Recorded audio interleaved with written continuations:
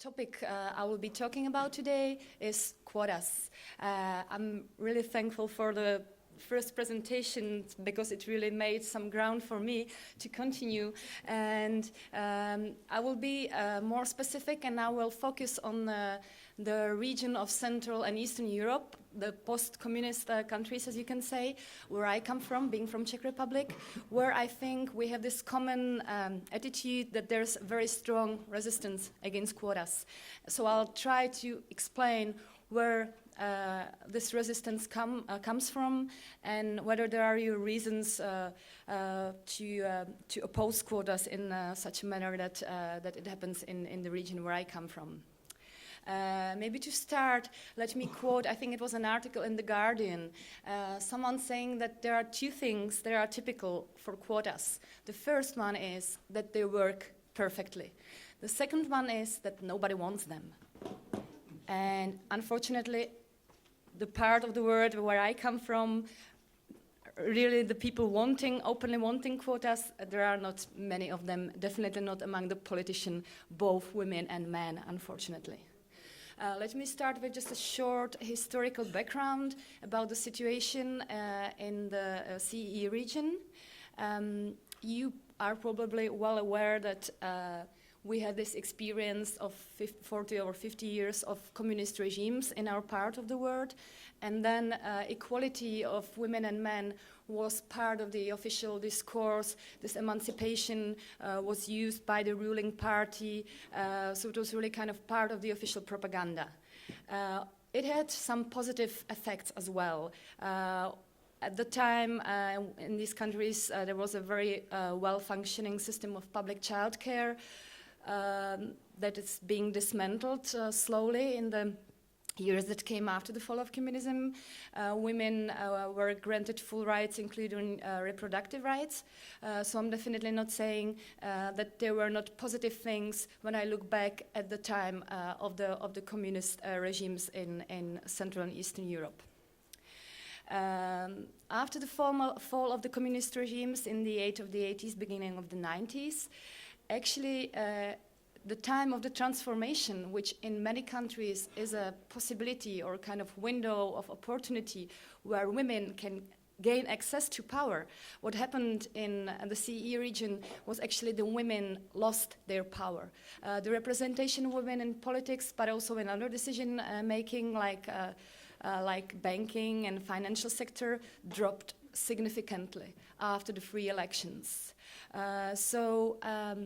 Unlike the other countries like Southern Africa or Spain, where this transformation from a non-democratic regime towards a democratic one was used to channel the women's rights and get them on the political agenda, we didn't do that in the CEE countries, and women's rights were not part of the political agenda. And even today, it's still very difficult to advocate for women's rights. And there's a strong resistance against feminism in our part of the world. And very often the politicians would say, this is something we've had in the past. It was the social engineering that we had under communism, so please give us a break and let's not talk about that. We have equality already. So even after 20 years, or it's been more than 20 years since the fall of communism, the improvement in the field of gender equality is very slow, and women are underrepresented in politics and decision making in general. Here you can see some numbers. I hope they're not too small. You can see as for the numbers of women in the parliaments in the CEE countries that are at the same time members of the European Union. That's what this table speaks about, from Professor Ilonsky from Hungary. You can see that in most of the countries, the political representation of women is somewhere around 20%, with some exceptions like Slovenia, where it's about 30%. In Slovenia they have quotas, that's why. But there are even countries like Hungary where you can see it's the last line. The share of women MPs in Hungary is less than 10%. It's only 9.1%. Just to conclude, the representation of women in the parliaments is pretty low, and you can also see that the improvement since the first 3 elections, which is the first column that you can see, was not very significant. There was some improvement, but the improvement is very slow, and in some countries, like for example Hungary, you can see that from 1990 till 2010, when last elections took place, it improved only with less than 2 percentage points in 20 years. I mean, if we don't want to be waiting for 150 or 200 years to reach parity, it's obvious that we need to do something to change the current status quo. There are different causes why women are less represented in politics. I'm not gonna go into much details. There are different barriers. Some of them are visible, some of them are invisible. What I experience as the most difficult obstacle, at least in the Czech context, which I know the best because that's where I come from, often the biggest barrier is within the political parties. Since political parties are the gatekeepers, they are the ones who, who are behind the nomination procedures, who put together the ballots and decide which people will be there on the ballots. They have enormous power in influencing women's representation in politics. Unfortunately, in most of the countries, political parties are not the ones who would actively promote gender equality. On the contrary, they try to prevent the status quo. So my experience is that the parties, who could be at the same time some kind of agents of change, are the ones actually blocking any positive development. Of course, there are other types of barriers, since women are still mostly the ones responsible for caring for children and other dependent family members and household, etc. And I think the traditional role division is more rigid in the Central and Eastern Europe than, for example, in Scandinavia, obviously, where the duties are more equally shared among the partners in the families. And of course, this division of roles also has influence on women's participation in politics, because, put simply, in simple words, women have less free time to get involved in politics. For example, in my country, women spend 4 times more a day, or like 4 times more time than men by unpaid work. So then it's quite difficult to find some free time to be involved in politics at the same time. What I hear very often, that the reason why women are not active in politics is that they are not interested in politics. And I'm really fed up by hearing that. Because, for example, if you look at the proportion of women within the political parties, it's pretty high. It ranges somewhere between 30 and 50%. Yes, most of the party members are men, but there are quite many women. And women are very active in the civil society, and I think politics shouldn't be seen in a very narrow sense, that it's just being a member of a political party and being elected. It's also about, being active in your community and changing the world around you, and there are really many women within civil society. So I think this is also kind of political involvement. And even if we would stick to the numbers of share of women within the parties, and then you compare it with the representation of women in the party leadership or on the ballots, meaning on the list of candidates, you can see that there's a disproportion. So this proportion of women within the parties doesn't translate itself into the same share on the ballots or in the party leadership. So there is a kind of barrier. Usually it's called glass ceiling. I mean, the higher you look within the party hierarchy, the less women you'll find. And usually among the leaders, there's just like one woman among the people in the leadership of the party. often more like a token woman than a woman really having real power. Of course, as a result, women have limited opportunities to advocate for any change within their parties and deciding about such important things like nomination procedures or adoption of some kind of positive or affirmative action within the parties.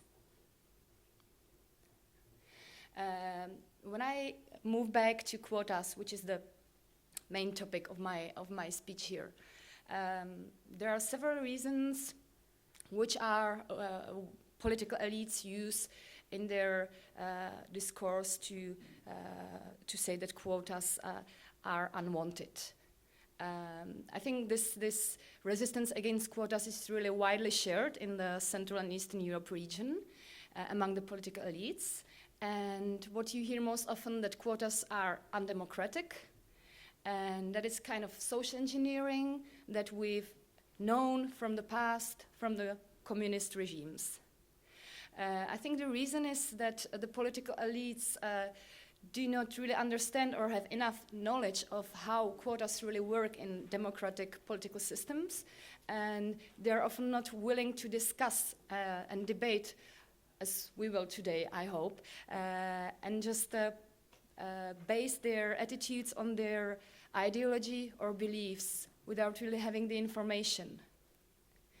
And what's very positive is that this political debate, which was not there for these 20 years, is now getting started because of the development within the European Union, mainly the proposal or directive of the European Commission dealing with representation of women on the company boards, which was a big issue in the European Union in all the countries.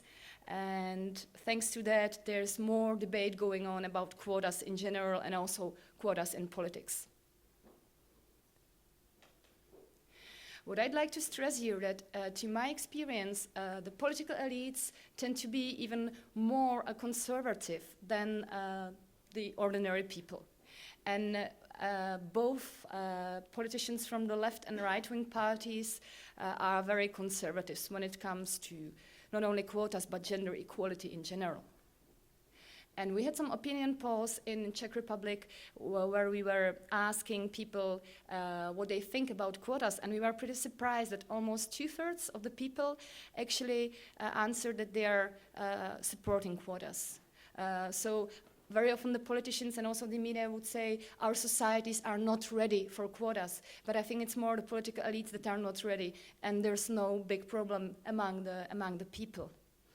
And these countries, there are a few positive examples where quotas were adopted. This was not thanks to some political will from above. On the contrary, it was a result of strong movement from below, from the bottom, like for example in Poland and in Slovenia. I will get to these examples later on. So let me explain a little bit about how the quotas actually work under the communist regimes. And I will use the expertise of political scientist Maxime Faure, a French political scientist here, who did a lot of research on that. So it is kind of a myth to think that you can compare the quotas that were there in the communist countries with the quotas working in the democratic countries.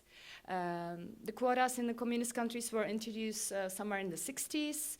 The aim was to secure 30% of seats in parliaments for women, but this goal was not met in most of the countries.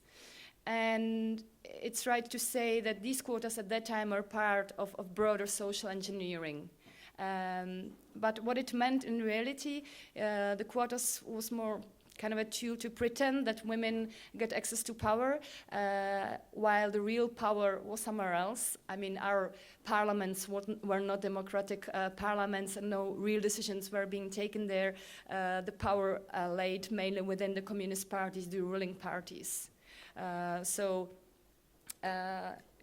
it wouldn't be quite right to think that women really had a big share of power under communist times.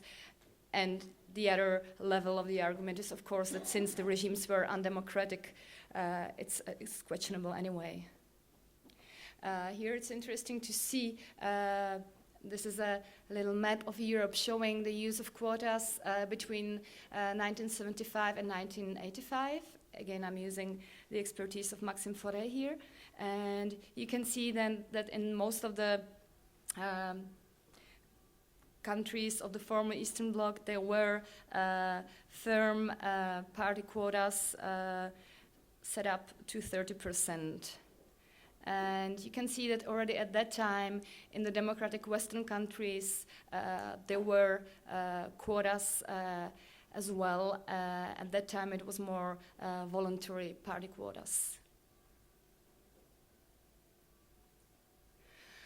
So that was a little bit about the history, and now let's move to the current situation.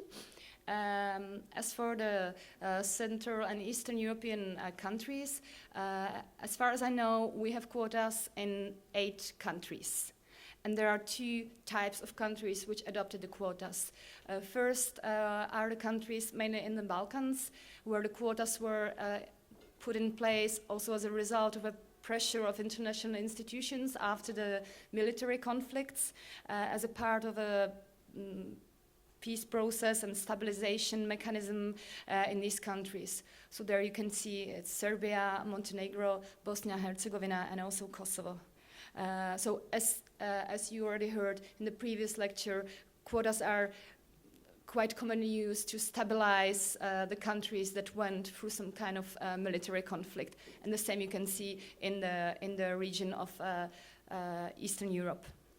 In other countries, the quotas were results of very strong activities of women's organization, mostly. And these countries are Poland, Slovenia, and Macedonia. And I also discovered just yesterday that in 2012, quotas were adopted in Albania. I didn't know that, I have to admit. And for example, in Poland, this is quite fascinating. There's legal quotas now in Poland, and these quotas were a result of a huge activity of women. They organized so-called Women's Congress, Kongres Kobiet in Polish, where about 5,000 women came together, and they decided that they will change the electoral laws and the constitution and claim parity of women and men in decision-making. And as a result of this Congress, they started to collect signatures, because in Poland you have this citizen initiative, meaning citizens can come up with amendments, law proposals, if they collect more than 100,000 signatures. The Polish women managed to get, I think, around 150,000 signatures. So as a result, we have quotas in Poland now. So it was really this bottom-up movement. Similar it was in Slovenia. There was a long campaign for quotas where women's organizations, also trade unions, and also pressure from the international institutions was used to introduce quotas. So definitely it was not something that would be supported by the political elites. On the contrary, there was a lot of energy that had to be put to persuade the political elites to adopt quotas. I'm not going to go into too much detail. You probably are aware that there are different types of quotas. You can have legal quotas that are binding and compulsory for all the political parties. You can have also voluntary party quotas. This little map here shows the use of the legal quotas, meaning the binding ones, which are set rather in constitution or electoral law in Europe. And I think this is from 2011, the information, and you can see that in Europe there are now countries that decided to adopt quotas within their legal system, like Spain, France, Belgium, and Portugal, and there's also Slovenia and Poland. There's really also development, and sometimes it's been called this fast-track development, when the quotas are really put within in the laws, and then the representation of women increases very quickly. The other type of quotas are party quotas.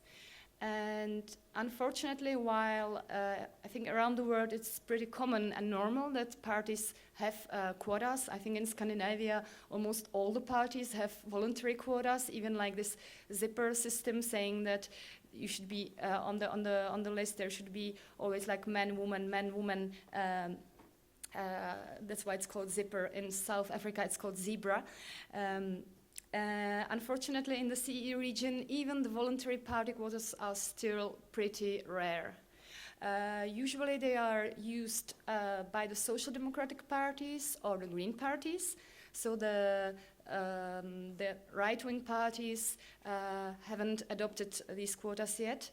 And often the adoption of quotas was a result of pressure of the other social democratic parties in Europe that already have quotas, or the green parties. So there's this positive effect of the international cooperation on this issue. Unfortunately, very often when I speak about Czech Republic, which I know the most, parties tend to have nice statements in support of gender equality, but if you look at the reality, it's rather different. So they really do not practice what they preach.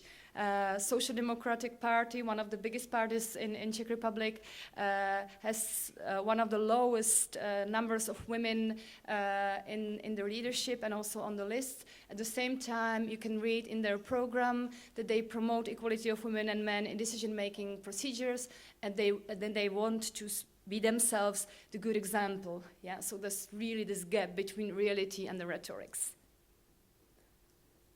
Here again, you can see a kind of a map of Europe showing where quotas are being used. And it's interesting to also to see as well that, as I mentioned already in Scandinavia, but also in other countries, not only Scandinavia, different parties adopted quotas, not only the left-wing parties, who were usually the ones starting with adopting quotas, but then you have other countries where only the left-wing parties have quotas in place. And example being again Czech Republic, for example, and some of the other Eastern European countries. I'd like to finish with some suggestions. I think it's really necessary to change the current discourse, which is present in the debate around quotas. I think we should definitely stop using the term positive discrimination.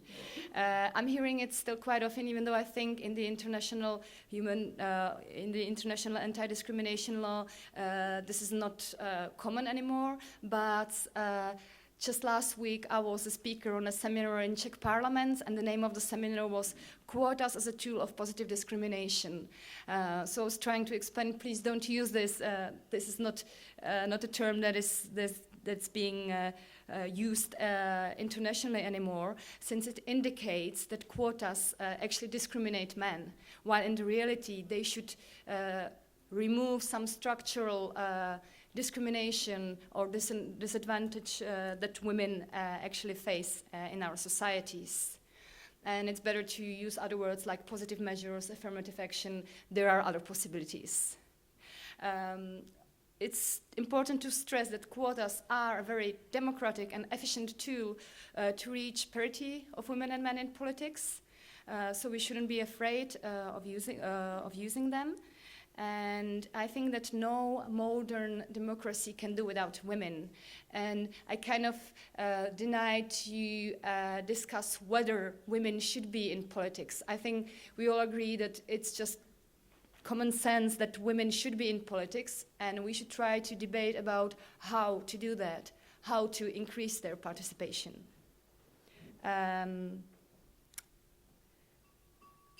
Okay, I think I said everything I needed. If you have any other information, if you need any other information, I'll be glad to hear questions or speak to you afterwards.